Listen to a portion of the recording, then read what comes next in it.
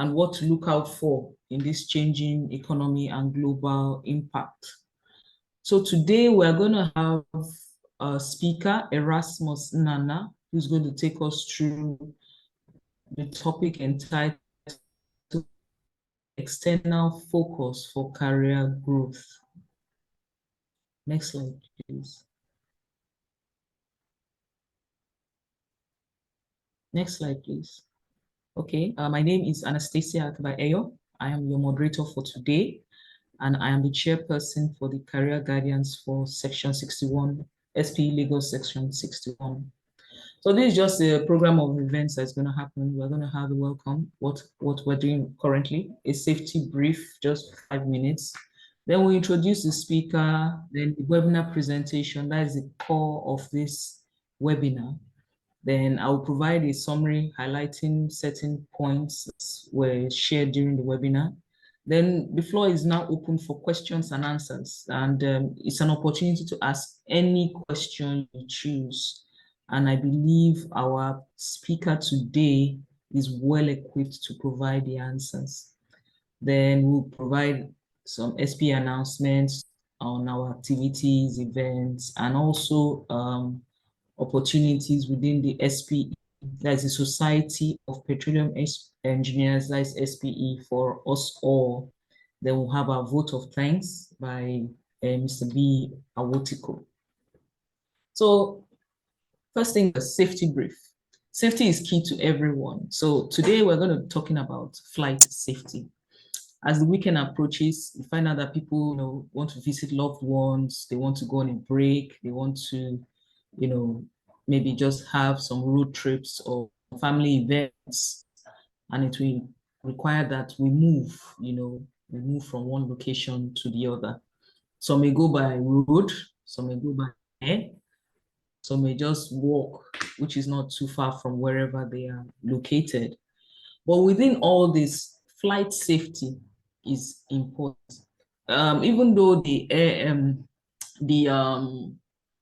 the flights, that is flying by air using the aeroplane, recorded safety incidents are on the low compared to road accidents.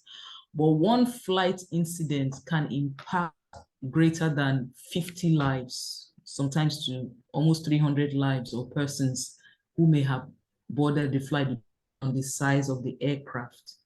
So why do we need to be very cautious of, why should we need to have flight safety at the back of our minds for those who go by air? First things first, when you want to go for a flight, you have to be aware of environment. Depending on the city, the town or town you are in, it is always good to arrive at least 2 to 3 hours before your flight. This allows you to be very well settled for checking in, and then also for checking in your luggage prior to your flight, and also for ensuring that our luggage does not exceed required weight for checking in your baggage. It's also good before your flight to know what is required of you as the passenger, the maximum load you have, what is not allowed into the flight, and also if you are traveling with family, what your children or your spouse would need to have before the flight. Because many times you go to the airport and they look disorganized, not because they are disorganized, but maybe because they did not check information prior to the flight. So it's always good to know that, and also know the time of your flight also, and also check in, and also en route to the airport. Some roads to the airport are very poor, so you have to even go earlier, maybe like 3 or 4 hours, because of maybe the distance from your house to the airport, and also for safety reasons, so that because sometimes those roads could be very long, you can be there on time and safe as well. Then when you now get to your flight, you have to listen attentively to the attendant. Many times when they'll be doing the demonstrations, like, oh, we did before, oh, it's a repeat. But I believe that it's just like a broken record. You just listen to it so that if there's anything you need to recollect, because in the time of an emergency, you might not, if you don't have it recollected in your memory, you might not react quickly enough to ensure that you don't fall prey to any disaster. For instance, if they say there's a bad weather and then the plane starts shaking, some people, yes, they start screaming, but at least is your seatbelt tightened? Are you sitting in the right position? If you have a child, is the child safely tucked in their own seatbelt?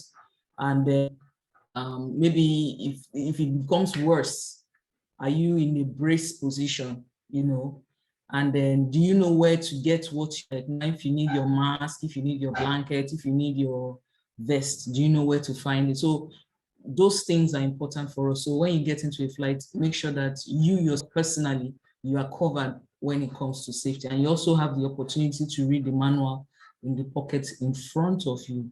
So, and know your exit points, and just be aware, you know, just be aware so that in the event of any incident, no matter how small, you know how to react in a very swift manner. So that's just the flight safety brief for today. It's our safety moment. And I believe that for those that go by air, you'll be able to get that. So next is our opening remark by Mrs. Priscilla Enwere, who is our section chair for SPE Lagos. So Priscilla, over to you. Yeah, Anastasia, thank you very much. Good morning, everybody. Thank you for joining us today for this discussion subject that is critical to our career growth. Our resource person today is well-versed and knowledgeable. You may wonder how I know this. I know because I volunteered for a committee many years ago that he led at the SPE Nigeria Council level. So I have no doubt that you will leave here with more knowledge than you were when you joined. So I'd like to use the opportunity to say thank you, Erasmus, for joining us and for supporting the growth of SPE members. The session will be engaging, so please have your pens and papers ready and feel free to ask all the questions that may arise during the course of the discussion.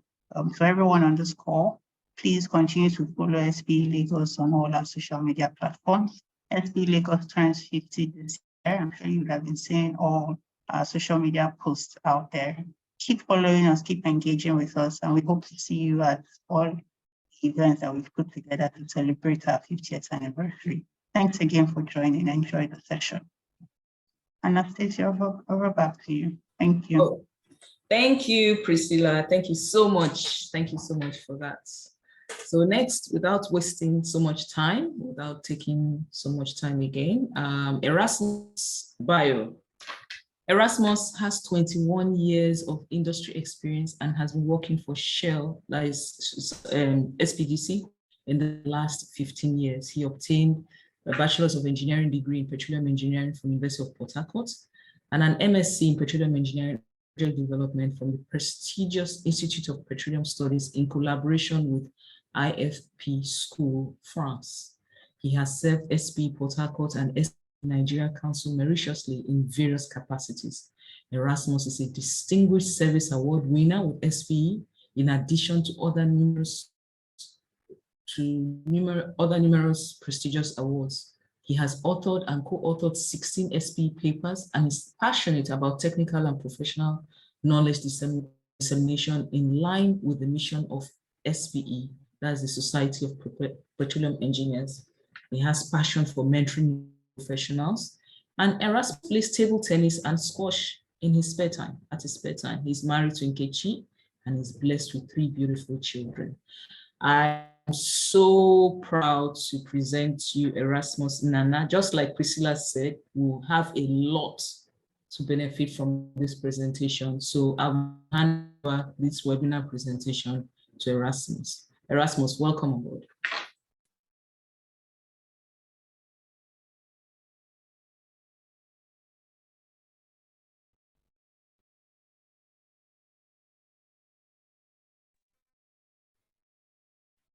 Erasmus, you need to unmute. Okay. Oh, we can't hear you. Can you hear us?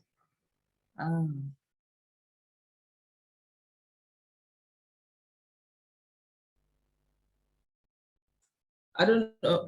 Erasmus, Odion, please, can you unmute Erasmus? Okay. No, he's a co-host. Probably just check the system. Okay, Erasmus, can you check your system? You're inaudible. Oh, okay.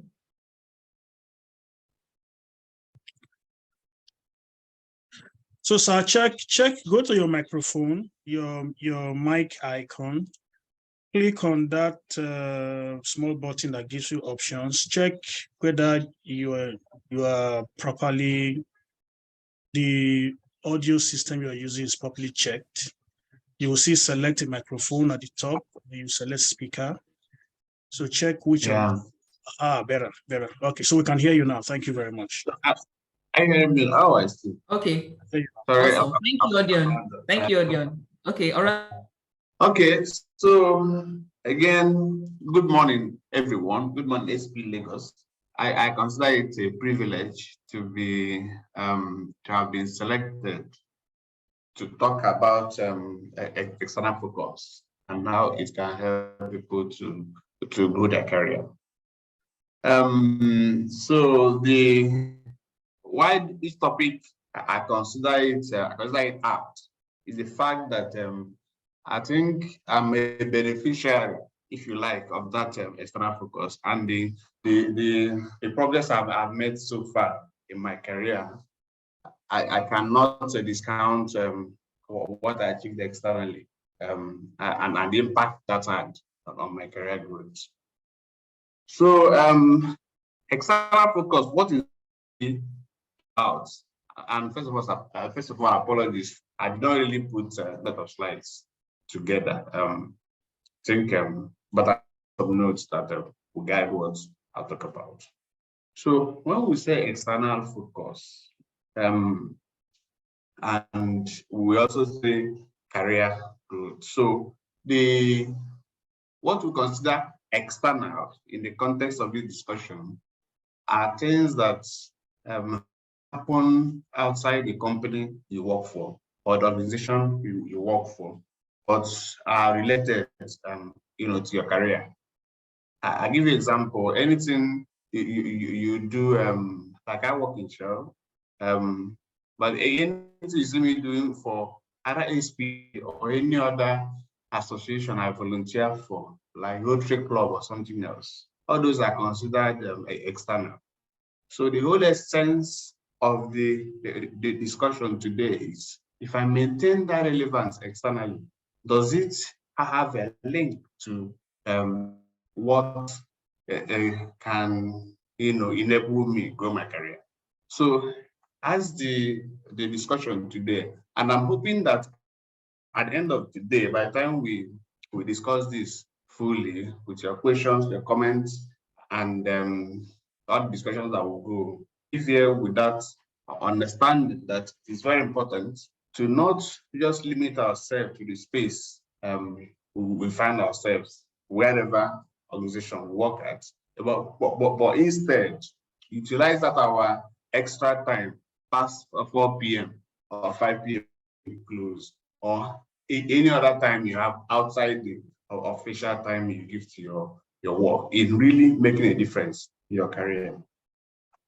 So that external focus I'm talking about is actually just give me a minute.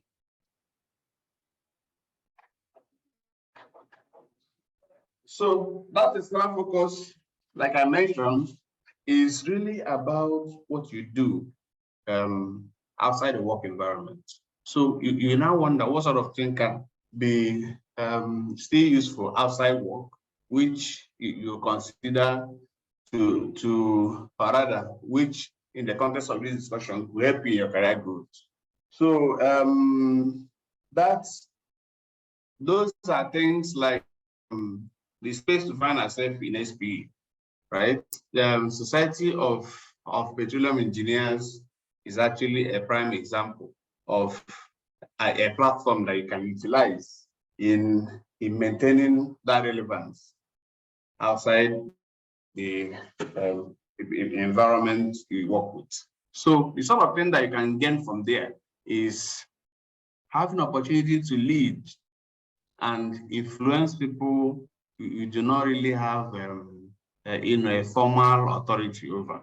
When you lead and people are following because you write their appraisal at the end of the year, is not the same as achieving that followership for people that you do not really have such formal authority over. So participating in this external environment will help you to actually kind of expand your perspective, if even on things that are transferable. I have seen a lot of people that start from SPE, in particular.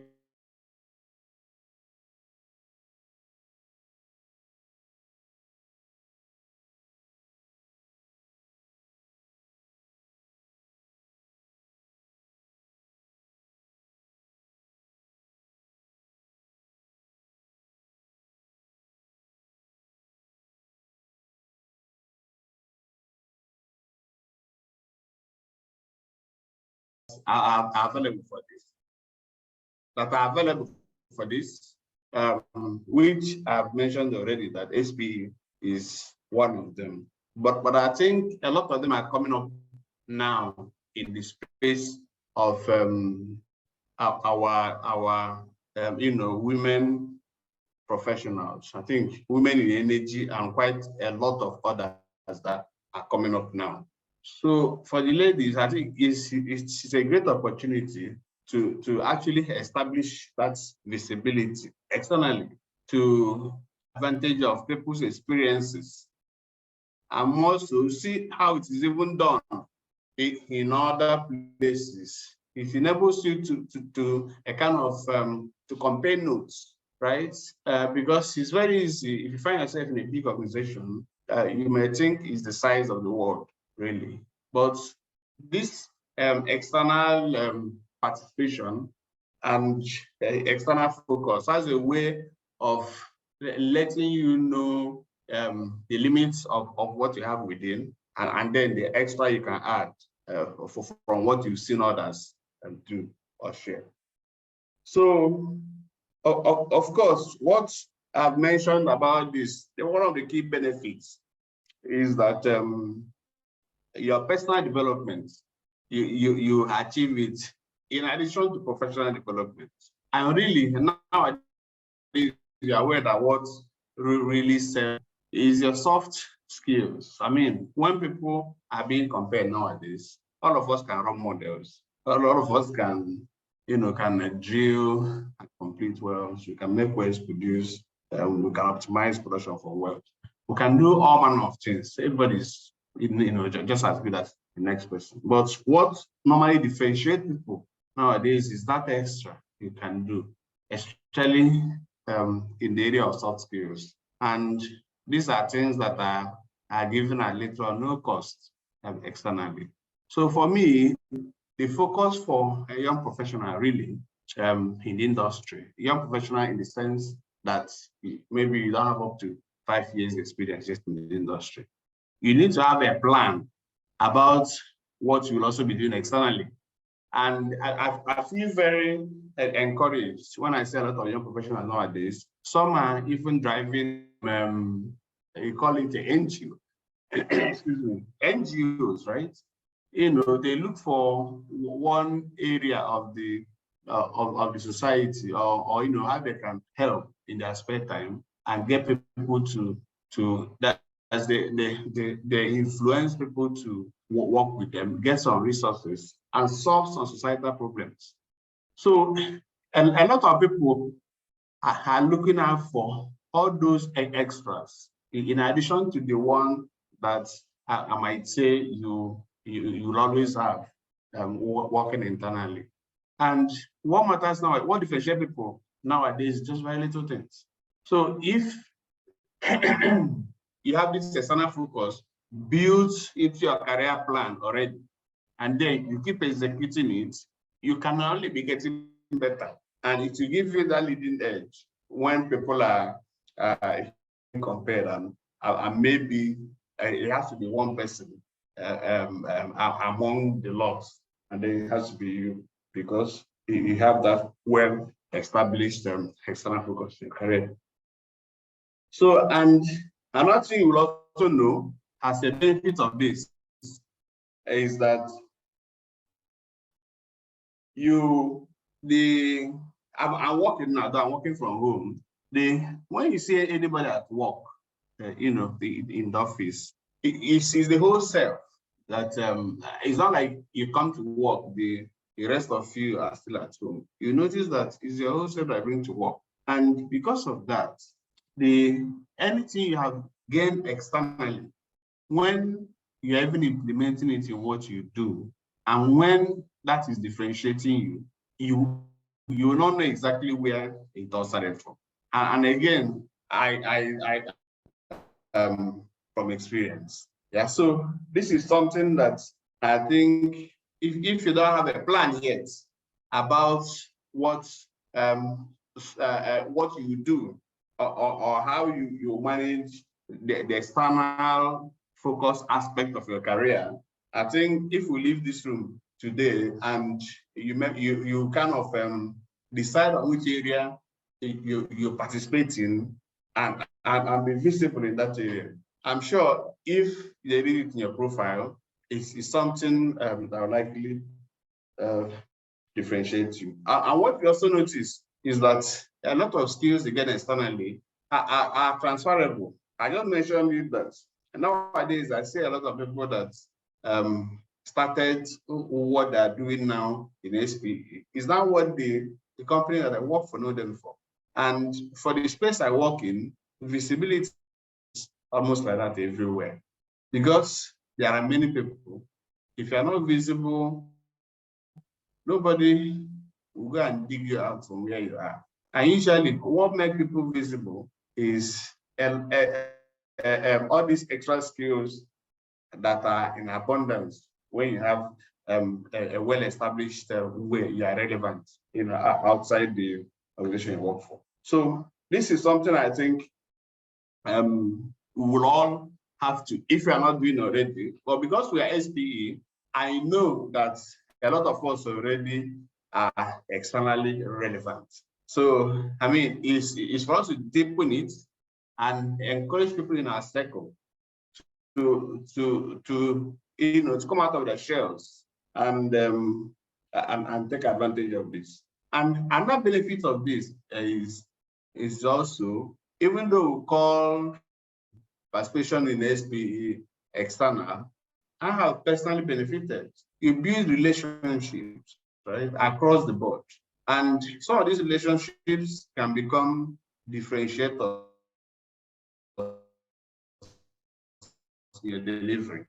I mean, and you make progress a lot faster because you have built relationships, solid relationships outside the organization. If you just meet someone outside whom you have already have a good relationship with because you are externally minded, you are externally relevant, and the person knows you for the quality you bring to the table. So it will be easier to convince the person if what you are looking for requires for the person to be convinced, because he's seeing you elsewhere. So you're no longer starting the person, if you like. So the person already knows what you are about. So it's only a little extra you need to do to make progress in what you are doing. So having said that, it is important, like I mentioned, if you are not leaving this room with anything, just live with the fact that you need to have that plan.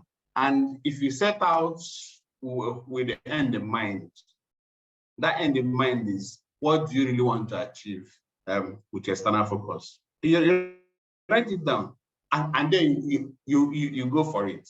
And I mean, the kind of thing that SPE has done for people, if I begin to enumerate it here, or if I ask everyone on this call to say this, I'm sure it's very widely. But yours truly has gained a lot from it.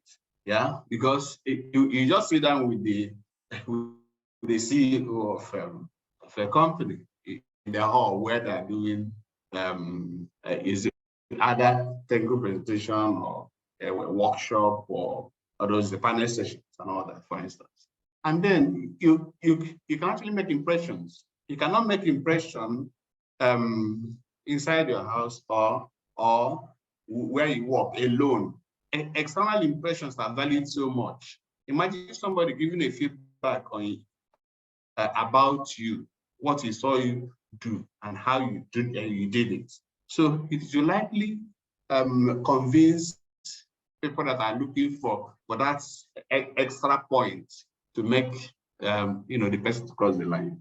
So do have a plan for what you can be relevant in, way outside the boundaries of the organization you work for.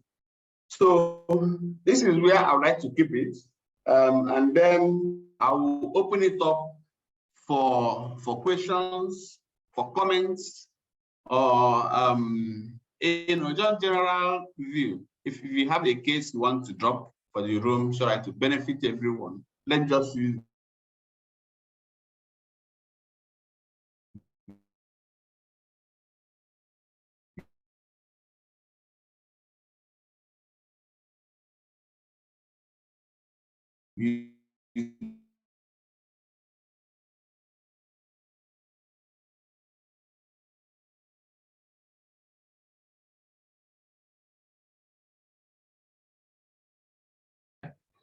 So from what Erasmus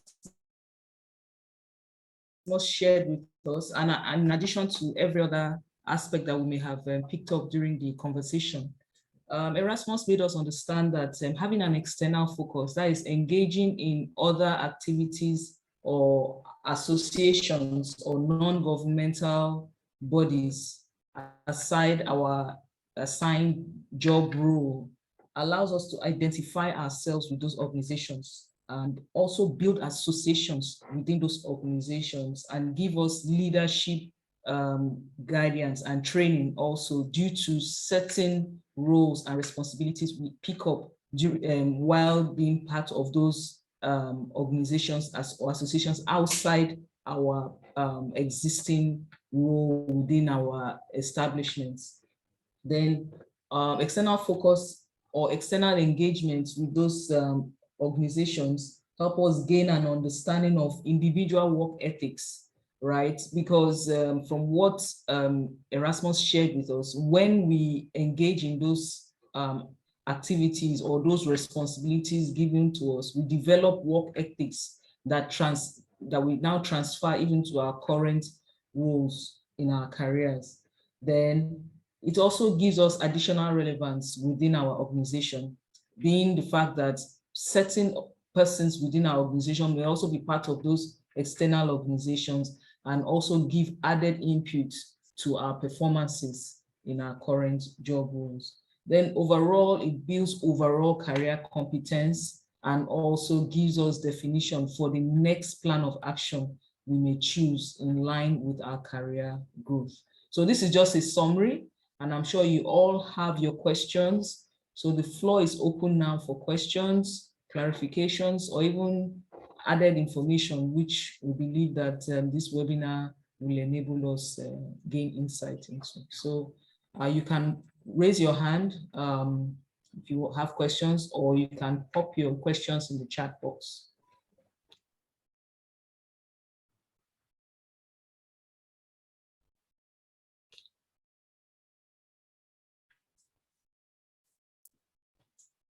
Okay, I would like to start off with a question. Erasmus, these external organizations, must they be related to our discipline? Can they be outside our discipline? And what impact does it have if it is outside our discipline, and how relevant will it be to us? Thank you, a very valid question. I hope you can hear me. Confirm. Yes, you can hear me. Oh, okay, yes. I think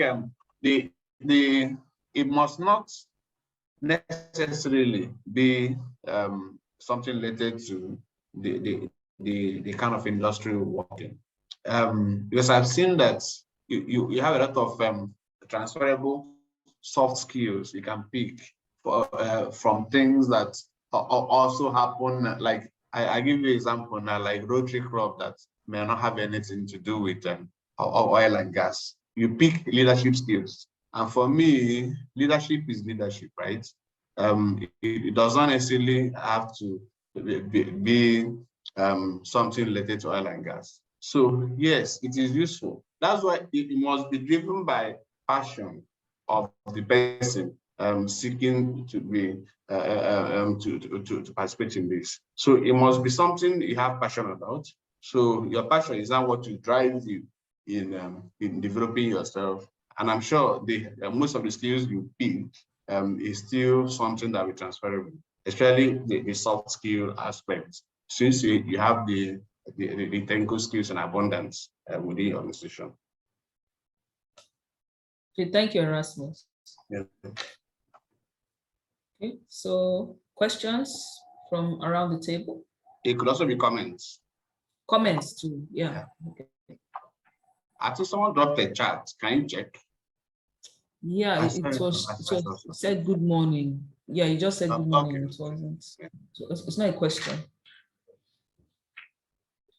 While we're still waiting for comments and questions, can you mention, apart from Rotary and Toastmasters, some other organizations that people can be interested in, and what's transferable skills that can come out of there? Okay, so I mean, I can't claim subject matter expert in that. I think I'll leave that open to the floor. There can be many, right? I mean, some can even be joining a committee in the church.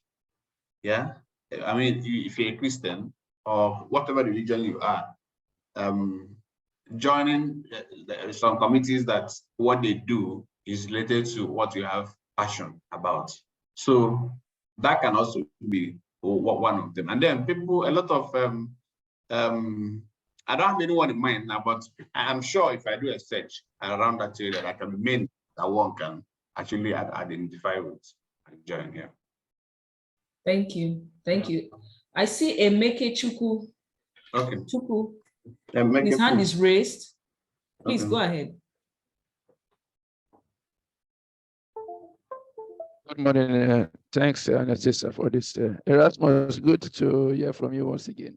Thank you. Chukwuemeka is my name, SBA board member. Yeah. Okay. Just by way of comment, I think you're spot on. You'll be amazed the amount of lessons one can get from religious body, whether you're a Christian or a Muslim. A lot of these religious bodies are turning out key activities that can help improve our careers. Yeah. I'll give a personal experience. I belong to Scripture Union, and I can tell you that I've had a lot of leadership exposure just through my engagement with Scripture Union, volunteering to serve youths and teenagers. It has given me the opportunity to network with people from different backgrounds. Human management is a key set that a lot of people are not taking seriously. How to manage people, how to work with people. You know, out there in the oil and gas space, we always emphasize teamwork. The whole essence of teamwork is managing, tolerating people, confining yourself within different kind of behavioral background and getting the job done. You know, and sometimes I feel that it's a little bit limiting if you want to get that just in the oil and gas space. You will get a lot of that within your religious bodies.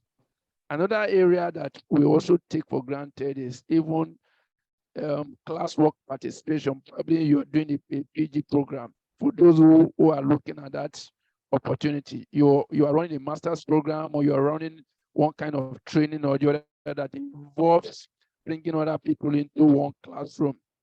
You will learn a lot just by participating. You could be given leadership opportunity just by being a class rep. There's a lot of responsibilities on your shoulder being a class rep. I got into SPE board through my being a class rep during my PhD program. You know, I remember a princess calling me one of these and say, I like the way you're able to manage these guys. I think this skill set can be will be relevant in SB. And that's how Princess got me into board. So you'd be amazed how these things work out in long term. So let's not take some of these things for granted. Okay, thank you so much. I appreciate your time. Thank you. Yeah, thanks, Emeka. Thanks, Chukwemeke. While we're waiting for another question, Erasmus, there's one thing you mentioned. You mentioned that sometimes appraisals can be subjective, but and then working with people can also be subjective. But when you work in an external environment or an external organization or society, it affords you the opportunity to work with other people and also train yourself to know how to deliver through other people within the organization. Why is that disparity there? What exactly creates that difference, so to speak? Is it because there is nothing at stake, or is it because the organization does not have it written in fine lines as the external organization? Okay, so yeah, so you know, everything within the organization, I mean, the reason we work is to grow career and all that. In the end, is to money is involved. So, but in a certain environment, all those are a bit relaxed, and you see people come out and are purely driven by passion, right? For delivering whatever objective that external outfit is pursuing. So it affords someone, like if you're a leader, that's an extra lens to even check that this guy that I've been working with, because it's a work environment, because I have that formal control on him, could it be why I get this kind of result? But in this other environment where there's really nothing to, is purely like we call ourselves volunteers in SP. It's just volunteerism that is driven by passion. What else? What also is that person able to do? So it gives a total picture of you know, assuming it can become a tiebreaker in a situation where it's difficult to really objectively differentiate it, right? So I think the reason external environment offers that is that you just see human beings that are driven by purely passion to deliver, because yeah, so they are not being paid for it. So what else are you able to deliver when I'm not going to pay for it? So that is one thing that actually differentiates the two. Okay. Yeah, thanks, Erasmus. Yeah. A question was popped up by Odion. He Okay. says, what will be your advice on handling the pressure that comes from volunteering? Yes. Okay, yes, So because yes. So I think the way we discussed it may have sounded like it's just a smooth sell out there, right? In chasing that your passion externally. I've seen someone, someone come to me, I think in Port Harcourt also, telling me, look, I wanted to work for SPE, but I went there and noticed that there's a lot of politics, so, and then she eventually stopped. I did not quite succeed in talking her back into comment. So, of course, when you go out there, it's not really, you're going to meet people that are different from you. Yeah, so it's all part of it. And I think we are all political animals. But coming to what Odion is saying, valid is pressure. He brought a lot of people that deliver outstanding results are also people that are under pressure. Anytime I see myself that I'm relaxed, it's dangerous, because I know I'm not doing much. But anytime I want to wake up very early by 6, I want to start doing something because I'm under pressure. At the end of it, I always notice that I do better. So the pressure will come, yes, from that your external commitment. But again, like I advise people, you have to also be seen as prioritizing that which you're being paid for, your work, right? Or you must make sure that this external participation does not in any way impair what you can deliver as a primary job that you do. Yes, the pressure will come. We'll handle it the way we handle pressure in another place, which is prioritizing, giving that extra, and making sacrifices. I'm sure you believe. Yeah.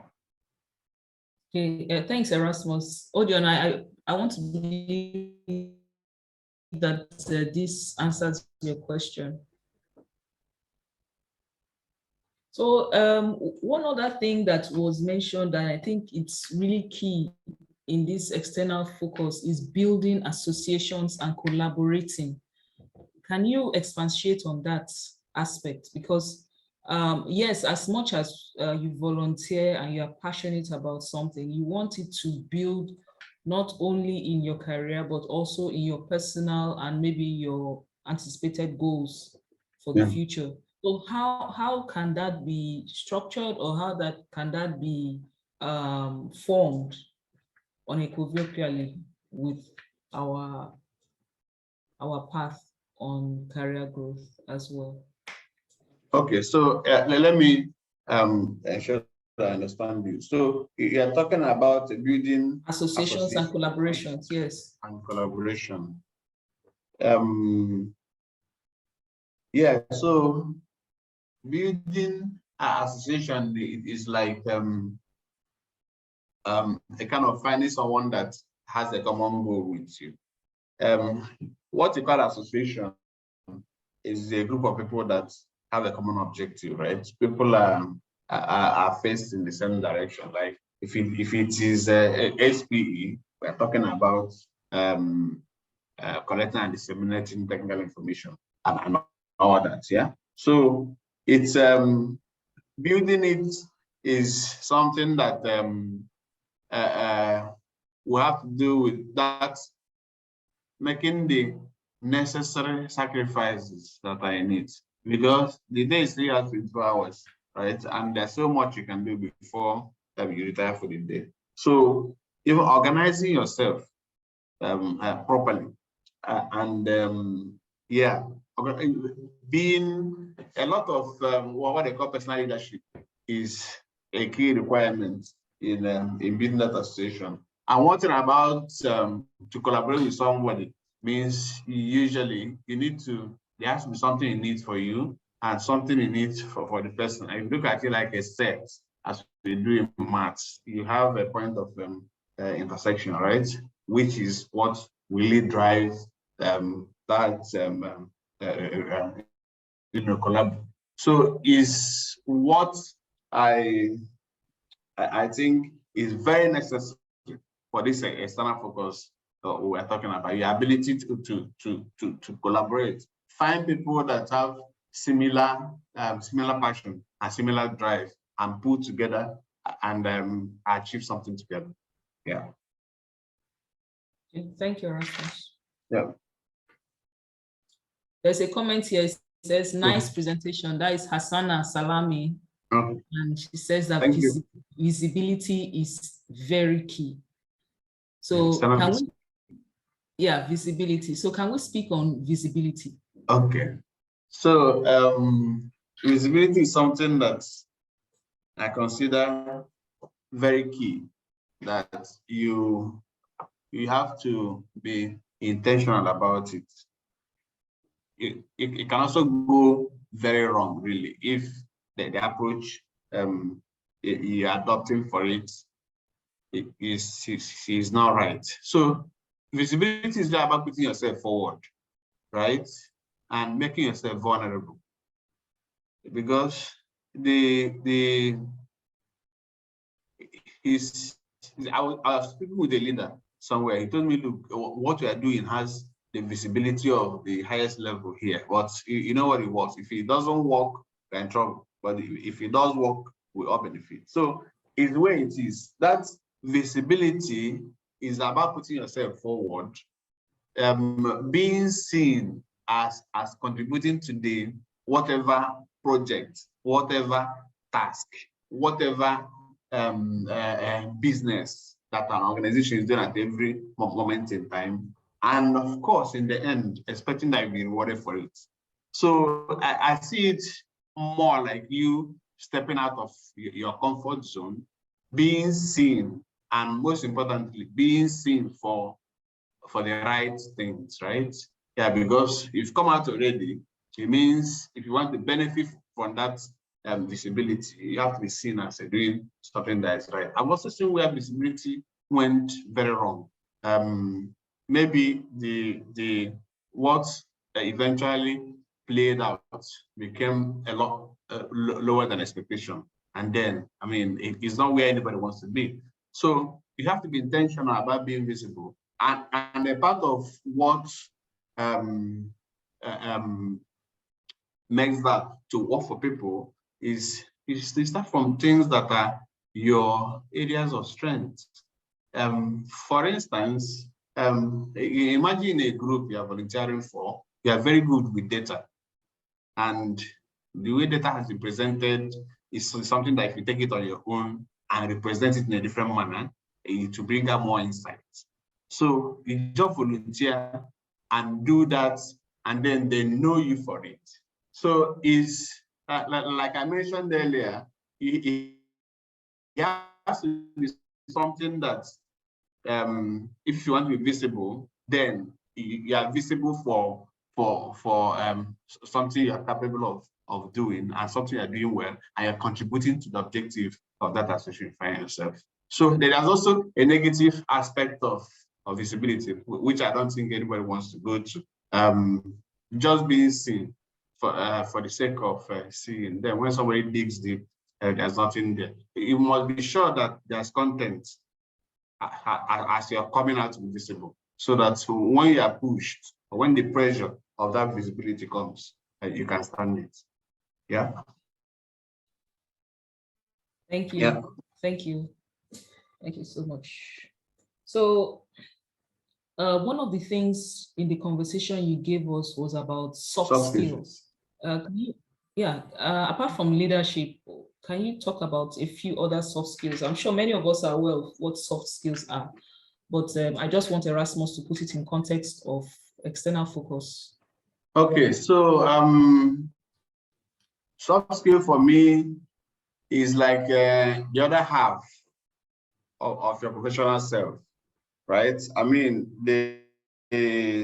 maybe you are a project engineer or an economist or a drilling engineer. Yes, we know that one. Then what else, right? So is that what else that provides the platform for soft skills?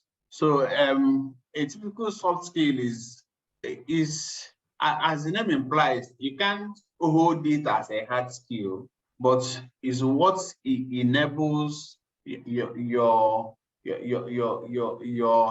hard skill to eventually be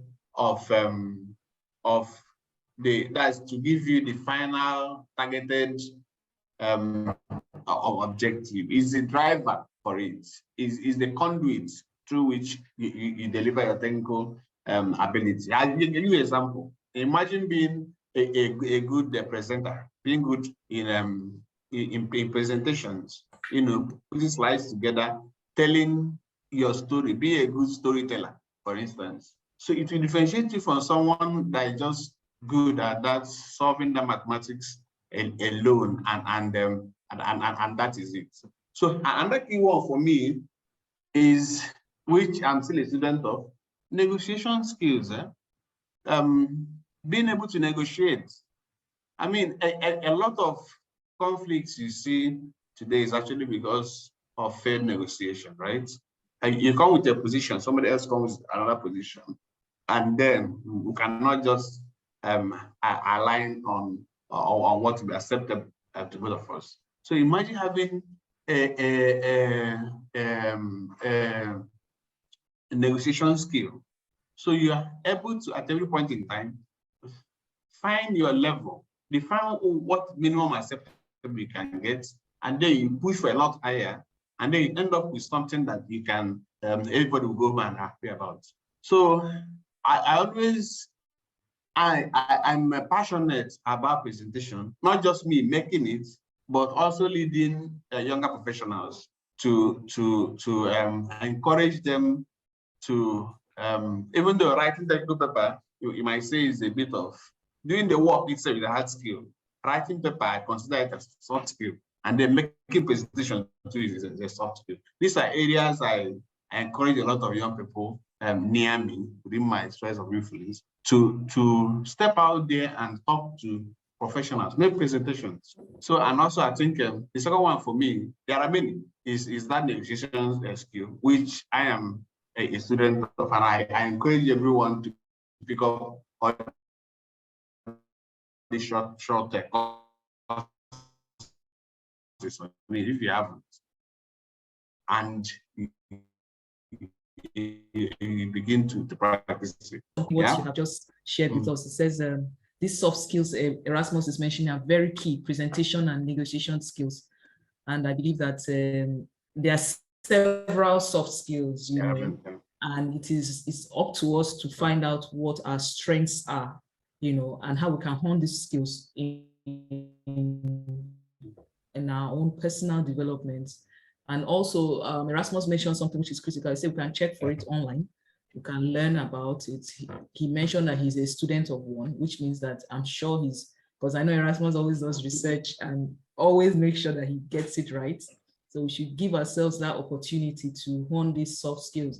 But one thing is key that Erasmus mentioned, which is the fact that you must know your strength and you must know the role that you perform. Like if you say you're a petroleum engineer, you say you're a petroleum engineer and you know your stuff. If you say you are an economist, you know your stuff. Now, what skill will I need? Because I remember as a junior engineer, one of the things that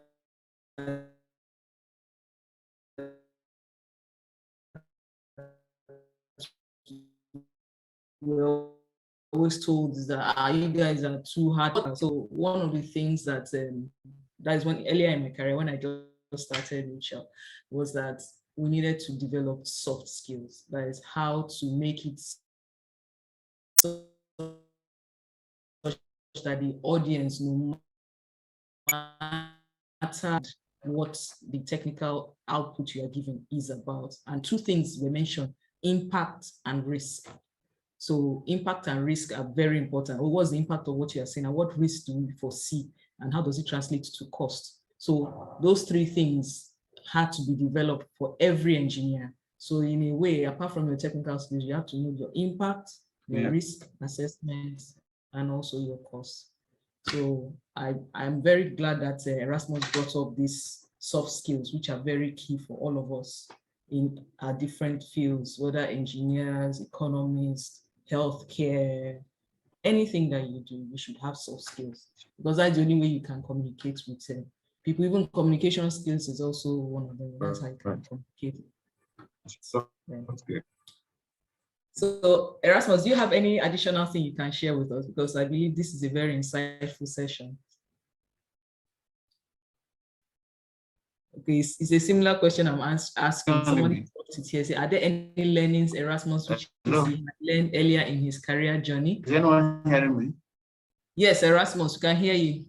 Okay, they're telling me my internet is unstable. Oh, okay, I think I can hear you now. So I don't know what the plan for time is. Well, you know, this is still within within work time. So it has to end soon, so that go back. So they said that what learnings, say, are there any learnings Erasmus which he had learned earlier in his career journey? So there are plenty. So so any learnings which is he has had earlier in my career. So earlier in my career, I have to say that I overrated my technical skills, right?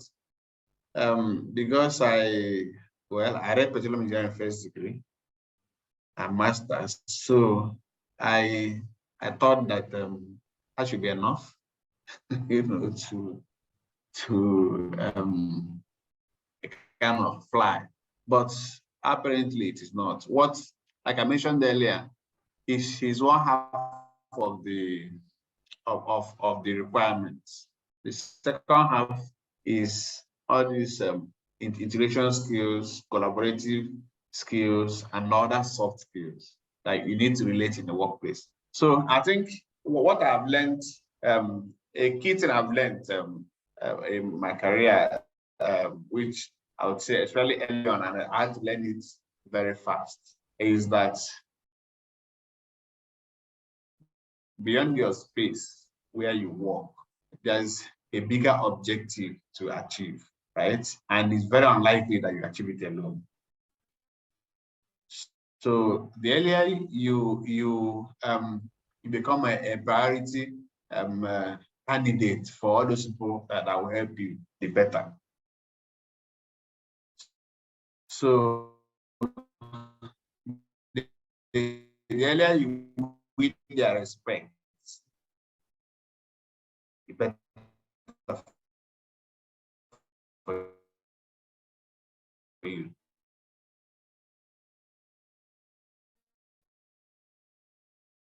Because what you're learning blocks every day and plastering it and maintaining it and ensuring that it is there is very, very, very, very critical, beyond just being able to deliver the hardcore skills you have. So building relationships in workplace is something I learned, and it helps a lot when you win the respect of the people you work with. I mean, because you have where you work here within the company, there are also people that will help you achieve the objective. Are they like mentors? Are they like mentors or sponsors? I mean, not necessarily sponsors and mentors now. This may even be your peers across other functions, right? People that have to bring their own input into what they are doing for you to get to the final destination. Yeah, so I mean, mentors and sponsors are a different level altogether. This one I'm talking at the working level, ensuring that you get what you need in good time and when you need it. People have to see you as somebody that are willing to a kind of prioritize any request they're coming with, and that comes by the kind of winning their respect from also how you relate with them, the sort of relationship you build. So building relationships for me is very, very important. Find out who are in the value chain of what you're doing and ensure you're in good books. Yeah, okay. That's what I would say. I learned pretty much in my career journey. Thank you so much, Erasmus. It has been a very rewarding session. Thank you so much for the conversation. So I will hand over to Odion. Odion, what do we have next? Thank you so much, Erasmus. Sure, thank you. I can see B. Okay. Yes. So we have a vote of thanks by B, who is our program chairperson. Okay, great. Yeah, guys, thank you very much. Yeah, so I want to thank Mr. Erasmus Nana for the excellent presentation and also the excellent facilitation by Anastasia.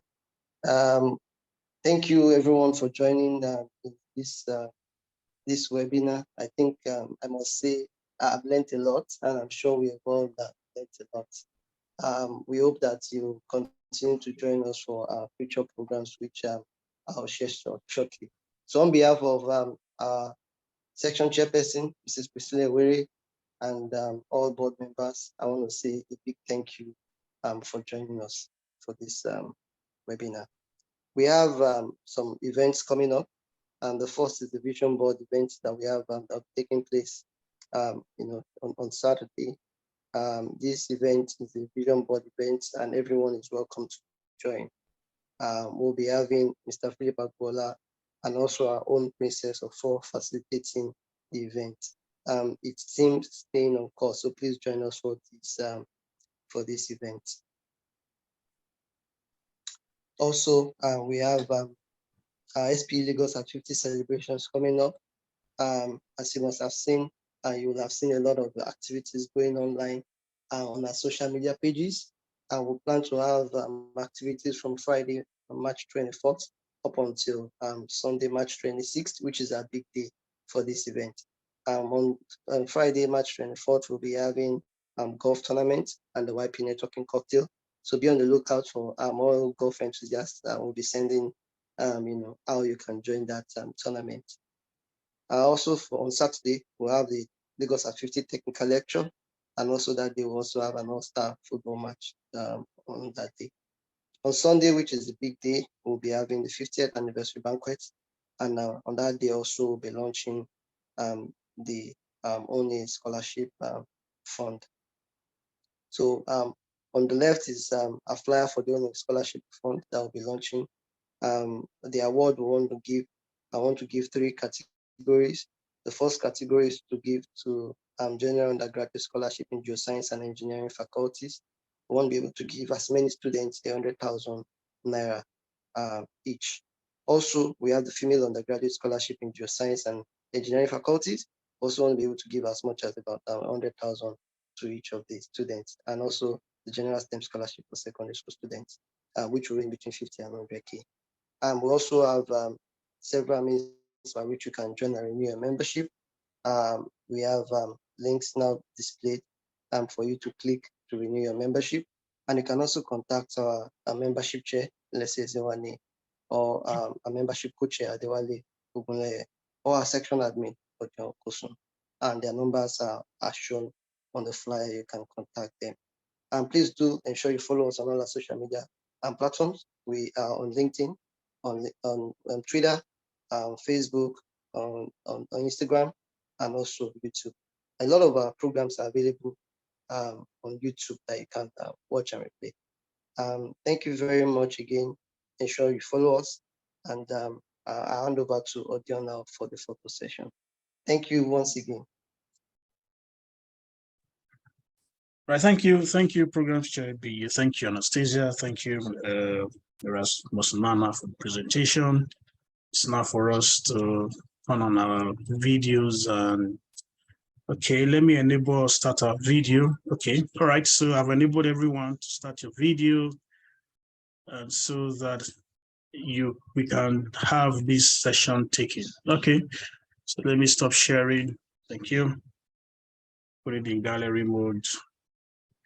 Okay, so we await everyone to, oops, that's my, okay, so please turn on your video. Let's put some smiles on our faces and just click and have a nice time. Yeah, okay. So we'll just wait for a few more, 30 seconds. Okay. On your video, please. I know it's pretty early, but it's okay. All right, we just go right away and smile. I will just click. Okay, thank you. Just smile. So it's still early in the day, but just smile. Thank you. Thank you. So let's do the ritual that we usually do. SPE, you just thumbs up oil and gas. Let's quickly do that. SPE, oil and gas, SPE, oil and gas. Thank you. That will be all from here. Anastasia, back to you. Thank you.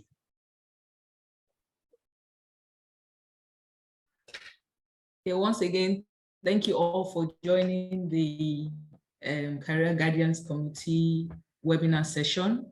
And then, like they say, stay tuned to this channel for the next one. Have a nice day and enjoy your weekend ahead. Thank you. Okay, bye.